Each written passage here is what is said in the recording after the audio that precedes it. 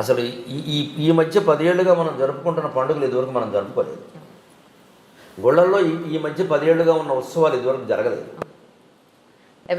ప్రధానంగా యువతరంలో గుళ్ళోకి వెళ్ళి తీరాలనే ఆలోచన రావడానికి నా సాటి ప్రవచనకర్తలు షణ్ముఖ శర్మ గారు, చాగంటి కోటేశ్వరరావు గారు లాంటి వాళ్ళు నిజంగా కారణం లేదు. నేను దండం పెట్టాను. అసలు ఆలోచన ముందు వెళ్ళే తీరాలి. గుళ్ళోకి వెళ్ళడం తప్పనిసరి. నిత్య విధుల్లో గుళ్ళోకి వెళ్ళడం ఒకటి, నిత్య జీవిత చర్యల్లో గుళ్ళోకి వెళ్ళడం ఒకటి. ఆ భావం కలిగిందా లేదా? అది క్రమంగా చైతన్య మార్గంలోకి, జ్ఞాన మార్గంలోకి వెళ్ళడం అనేది ముందు తెలుసుకుంటే కదా వెళ్ళేది. నా తాపత్రయం వల్ల ఏమిటంటే ఈ కర్మకాండ ఉన్న విషయం ఉంది. మనం అనుకునేది ఈ గుళ్ళు, గోపురాలు, తీర్థాలు, యాత్రలు, యజ్ఞాలు, ఇది 2 వైపులా పదునున్న కత్తి. తీసుకెడితే మనిషిని యోగ వాసిష్టంలోకి, జ్ఞాన మార్గంలోకి తీసుకెడుతుంది. లేదు, ముంచేస్తుంది. అక్కడ పిచ్చి నమ్మకాలు పడిపోతాడు. వెళ్ళడం మంచిదే, కానీ ఎప్పుడైనా వెళ్ళలేకపోతే అయ్యో వెళ్ళలేకపోయాను బెంగట్టుకోక్కర్లేదు. పైగా ఏమిటంటే సోమవారం శివుడు గుడిని, ఆంజనేయ స్వామి, మంగళవారం ఆంజనేయ స్వామి టైం టేబుల్ పెట్టేసరికి మంగళవారం పొరపాటు శివుడి గుడిలో కడితే ఏమన్నా అవుతుందేమో అన్న బెంగ. ఇదే మీరు అనుకునే మూర్ఖత్వం. ఇవి పెరిగిపోతాయి సహజంగా. అంటే ప్రవచనకర్తలు ఎవరైనా, నేనైనా వారైనా జాగ్రత్త తీసుకోవాల్సింది, మనం ఇది చెబుతున్నది వారు ఒక క్రమశిక్షణతో ఒక పద్ధతిలో ఉండడానికి, కానీ ఇదే అంతిమ లక్ష్యం కాదు. గుడి అనేది ఒక శిక్షణ కేంద్రం. మనం భగవంతుడికి ప్రత్యేకంగా అక్కడ విగ్రహాన్ని ఏర్పాటు చేసి, అది ఎంతైనా అది విగ్రహం. ఆ విగ్రహం దెబ్బతినకుండా చూడాలి. కానీ ఇంకా చెంబుడు పాలు పోస్తే ఒక పాలం, బిందెడు పాలు పోస్తే ఒక పాలం చెబితే అందరూ బిందే పోస్తారు. 1000 బిందెలు పోస్తే శివుడు ఏమవుతాడు? నా తాపత్రయం అలా. నేను చెబుతున్నది అదే. కొంతమందికి నచ్చచ్చు, నచ్చకపోవచ్చు, లేదా వారిని వ్యతిరేకించారంటారు, వీరిని ఏదో అన్నారంటారు. అవన్నీ నాకు అనవసరమైన విమర్శలు, అవన్నీ నేను ఎప్పుడు పట్టించుకోను. దాని గురించి కాదు అసలు ఆలోచించాల్సింది. విగ్రహారాధన దేనికి? ప్రతీకాత్మకంగా జరగాలి విగ్రహారాధన. అదే లక్ష్యం అన్నట్టుగా మాట్లాడద్దు. అది లక్ష్యం కాదు, ఎక్కడా చెప్పలేదు ఆ విషయం. ప్రతీకాత్మకంగా జరగాలి. శంకరాచార్య చెబుతారు స్పష్టంగా వేదాంత సార సంగ్రహం. కషాయే కర్మభి పక్వే తతో జ్ఞానం ప్రవర్తతే. ఆయుర్వేద వైద్యులు కషాయాన్ని తయారు చేస్తుంటే ఈ తెడ్డు పెట్టి తిప్పుతూ ఎప్పటికప్పుడు పాకం చూసుకుంటాడు. పాకం సరిగ్గా ఉందా లేదా, పాకం సరిగ్గా ఉందా. అలా మనం చేసే సత్యనారాయణ వ్రతం సహా, పెళ్ళిళ్ళు సహా, ఉపనయనాలు సహా, ఇదెందుకు ఆ ప్రయోజనం నెరవేరిందా లేదా అని చూసుకోవాలి. లేకపోతే ఒట్టి కర్మకాండ మిగిలిపోతుంది అక్కడ. సత్యనారాయణ వ్రతం ఒకసారి చేసాడు అంటే వాడు అబద్ధం ఆడకూడదమ్మా. మీరు అలాంటి మనిషిని చూపించగలరా? నేను 100 సార్లు చేశాను, అన్నవరం వెళ్ళాను, ప్రతి ఏకాదశికి చేయించుకుంటాను అన్నవాళ్ళు కొన్ని వేల మంది ఉన్నారు. వీళ్ళందరూ అబద్ధాలు ఆడకుండా ఉంటే ఇన్ని కేసులు కోర్టులో పెండింగ్లో ఉండవు. న్యాయమూర్తులకి ఇంత ఇబ్బంది ఉండదు. ఆ తత్వం సత్యనారాయణ వ్రతం అంటేనే సత్యవ్రతం. ఆయన ఎప్పటికీ సత్యదేవాయ నమః అంటారు, అంతే కదా. ఇప్పుడు ఫోన్ మాట్లాడితే నేను హరి ఓం అంటే ఇప్పుడు సత్యదేవాయ నమః అంటుంది. వాళ్ళ అన్నయ్య అంతే, సత్యదేవాయ నమః అంటారు. అన్నయ్య అంటూ ఉంటాడు, సత్యదేవాయ నమః అంటాడు. ఫోన్ చేయగానే అతను ఫోన్ చేస్తే సత్యదేవాయ నమః అంటాడు. ముందు నమస్కారం అన్న. నేను ఎవరిని ఫోన్ చేస్తే నేను హరి ఓం అంటాను, ఇప్పుడు హరి ఓం అంటాడు.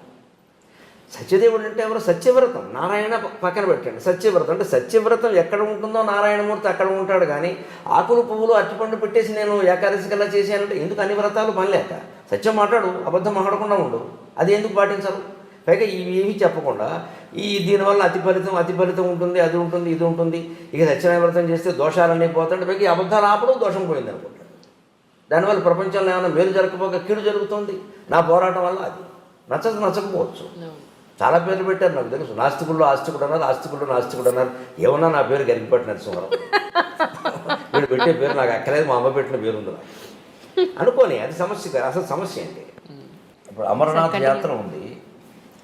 చాలా యాతన పడి మంచులింగాన్ని చూడాలని మైళ్ళ కొద్దీ నడిచి ఏదో డోలీలు అవి ఎక్కి ప్రాణాలు పణంగా పెట్టడమే సుమారుగా. అలాగే ఇప్పుడున్న తీవ్రవాద భయంలో మరీ ప్రమాదం. ఇంత చేస్తున్నప్పుడు దాని సారాంశాన్ని గ్రహించకపోతే ఎలాగా? నా తాపత్రయం అది. అమరనాథ్ యాత్ర కథలో మీకు అమరనాథ్ యాత్ర ఫలం రహస్యవంతం. దాని మూలం ఏమిటి? శివుణ్ణి పార్వతీదేవి అడిగింది, సృష్టి రహస్యం ఏమిటని. పార్వతి అడగడం అంటే మరి పురాణాలు అలా ఎందుకు చెబుతా? ఆవిడ తెలియగలుగుతుందా? మనకి తెలియజెప్పాలి కదా, ఎవరో అడగాలి, ఎవరో ఒకరు చెప్పాలి కదా. అందుకని అడుగుతారు అంతే. ఆవిడ తెలియకూడదు. ఈయన అలాగే నీకు చెప్తాను దా అని ఆయన, పార్వతీదేవి, నందీశ్వరుడు, సరే మెడలో ఎలాగో నాగభూషణం ఉంటుంది, పక్కన గణేశ్వరుడు అంతా కలిసి ఉన్నారు అక్కడ. కొద్ది దూరం ముందుకు వెళుతాను, నేను చెప్తాందా తీసుకు.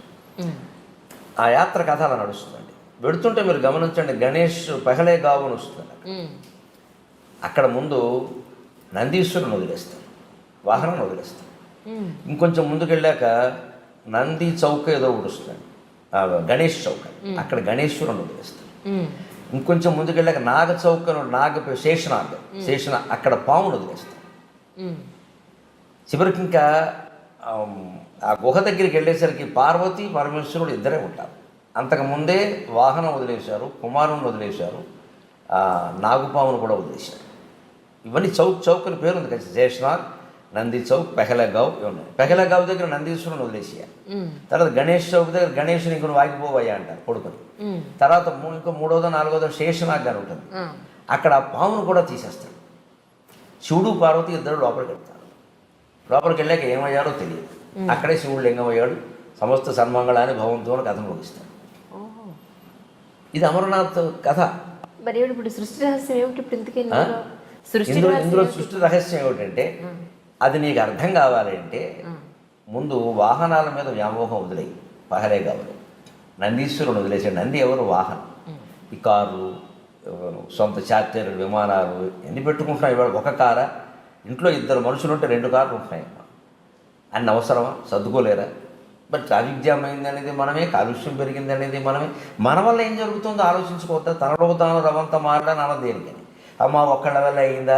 దేశమంతా ఎవరు దేశమంతా కేసీఆర్ సరి చేస్తారా, జగన్మోహన్ రెడ్డి సరి చేస్తారా, నరేంద్ర మోడీ సరి చేస్తారా? అందులో మనం ఒకళ్ళం కాదా? మనం ఎవరు సహకరించకుండా వారు చేసేస్తారా? వారు ఏమైనా మాయ చేస్తారా? అది కాదు కదా. ఏ పరిపాలకుడు మన ఈ పార్టీ కదా ఆ పార్టీ ఉన్నా ఎవరు చేయగలిగింది లేదు. ప్రజల్లో కూడా మార్పు రావాలి. అసలు ఇన్ని వాహనాలు నాకు అవసరం లేదు. 4 కుటుంబ సభ్యులు ఉంటే 2 కార్లు 2 బళ్ళు ఉంటున్నాయమ్మా. పిల్లలకు కూడా చెరువు బండి. వాహనాల మీద వ్యామోహాన్ని వదులుకోండి. వీలైనంత దూరం నడిచేయండి. అక్కడ నడిచే వెళ్ళక తప్పదు. కొన్ని ప్రాంతాలు మీరు ఏం చేయలేరు. ఆ ఆరోగ్యం ఉన్నవాళ్ళే వెళ్ళాలి. ఇంకొంచెం వెళ్ళాక గణేశ్వరుని వదిలేశాడు. సంతానం మీద వ్యామోహం వదులుకోండి.